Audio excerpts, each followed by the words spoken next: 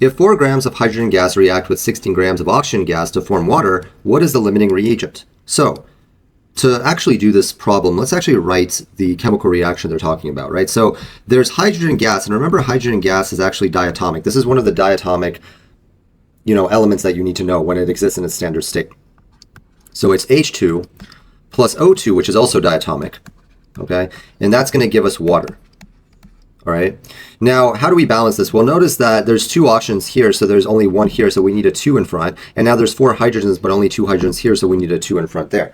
And now this is balanced. There's 4 hydrogens in the reactants, 4 in the products, and then there's 2 oxygens in the reactants and 2 in the products. So let's go ahead and solve this problem now, right? So if we have 4 grams of hydrogen gas, we need to convert that to moles, right? So there's 4 grams of H2, right? And how many moles or what is the molar mass of H2? Where there's 2 hydrogens, so that's 2 grams per 1 mole, right? So we need to get moles, so we're going to divide by 2 grams of H2, right?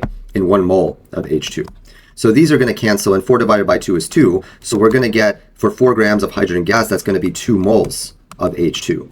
Now what about oxygen?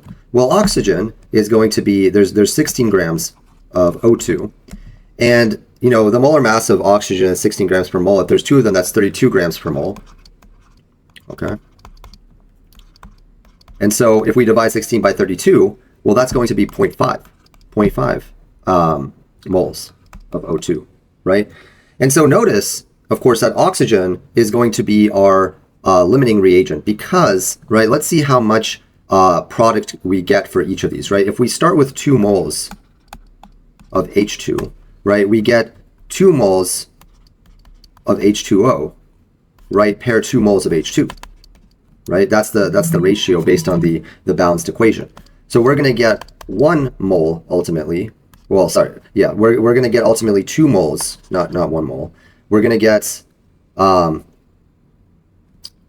ultimately 2 moles of H2O, okay? Since we started with 2 moles of H2, right? Now, and there's a 1-to-1 ratio. So if we start with 2 moles of H2, we're going to get 2 moles of H2O. Now, what about the oxygen, right? Well, for 0.5 moles of O2, right, you use you get 2 H2O pair 1 O2, right? So then this is simply going to be 2 multiplied by 1/2, which is 1 mole of H2O. So since with the starting amount of oxygen, we're getting fewer moles of the product. That is the limiting reagent. So what is the limiting reagent? Well, it's going to be oxygen, B.